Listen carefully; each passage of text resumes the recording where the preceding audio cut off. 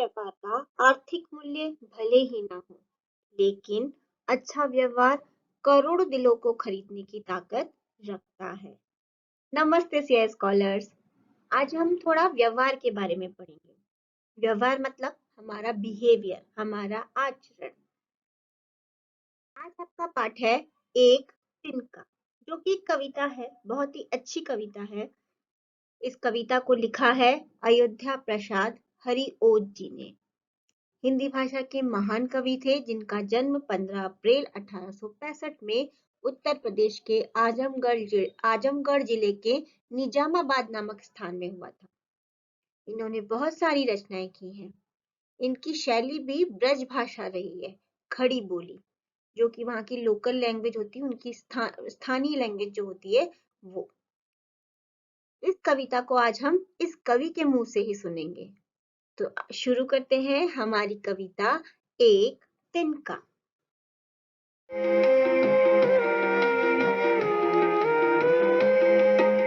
मैं घमंडों में भरा बैठा हुआ, मैं घमंडों में भरा बैठा हुआ। एक दिन जब था मुंडेरे पर खड़ा, एक दिन जब था मुंडेरे पर खड़ा, अचानक दूर से उड़ता हुआ एक तिनका आंख में मेरी पड़ा, एक तिनका आंख में मेरी पड़ा। कविता के इन बोलों से कवि हमें ये कहना चाहता है कि एक दिन वो छत की मुंडेर मतलब कि छत की जो बाउंड्री होती है उसके पास वाला हिस्सा, तो छत की मुंडेर पर न जाने किस अहंकार में डूब अकड़ से खड़ा हुआ था। उसी समय कहीं से एक तिनका हवा में उड़ता हुआ उनकी आंख में आकर गिर गया और उस तिनके ने उन्हें बेचैन कर दिया। कई बार ऐसा होता है, हमारी आंख में छोटी सी हल्की सी भी कोई चीज गिर जाती है तो हमें बहुत तकलीफ होती है। तो यही हाल उस समय कवि का हुआ। अब आगे क्या बोलता है कवि, देखते हैं।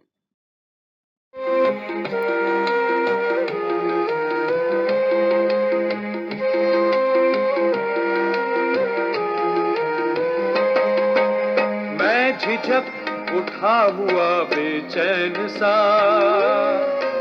मैं झिझक उठा हुआ बेचैन सा,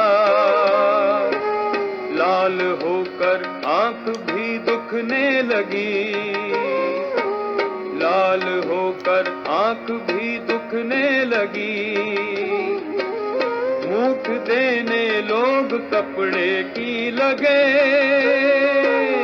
ऐठ बेचारी दबे पाँव भगी, ऐठ बेचारी दबे पाँव भगी।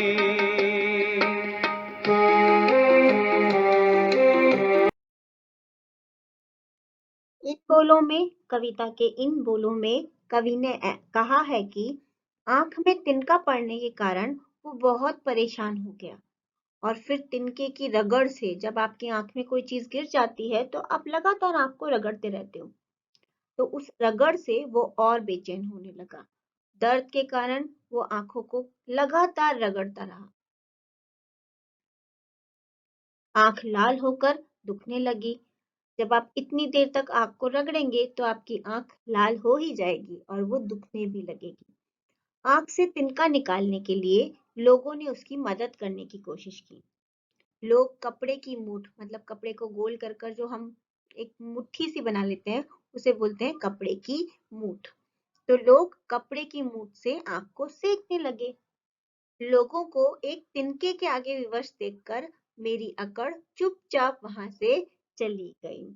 मतलब कि इतनी ज्यादा उनको तकलीफ हो रही थी और वो तकलीफ देने वाला एक छोटा सा तिनका था और उसको इतने लोग मिलकर भी दूर नहीं कर पा रहे थे।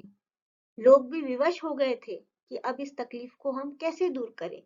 तो एक तिनके ने इतना हंगामा मचा दिया था।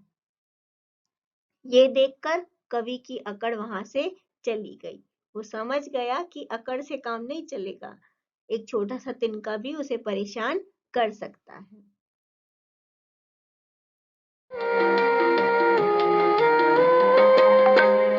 जब किसी ढब से निकल तिनका गया, जब किसी ढब से निकल तिनका गया,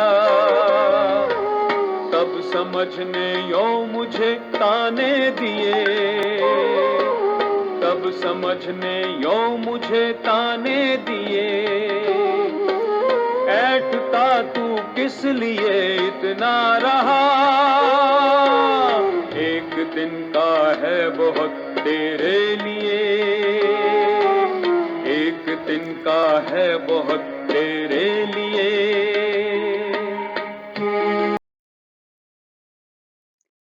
कविता के आखिरी बोलों में कवि कह रहा है कि बहुत प्रयास करने के बाद किसी तरह से वो तिनका आंख से निकल गया।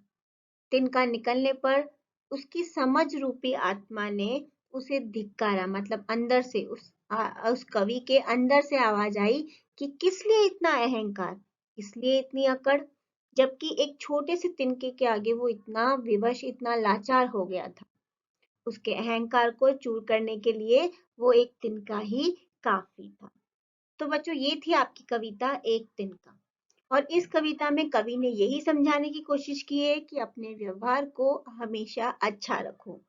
घमंड और अहंकार, ये व्यवहार में आपके कभी नहीं आना चाहिए, क्योंकि एक छोटा सा तिनका भी आपको तकलीफ पहुंचाने के लिए बहुत होता है। तो हमेशा अपना व्यवहार दूसरों के साथ अच्छा रखो। धन्यवाद।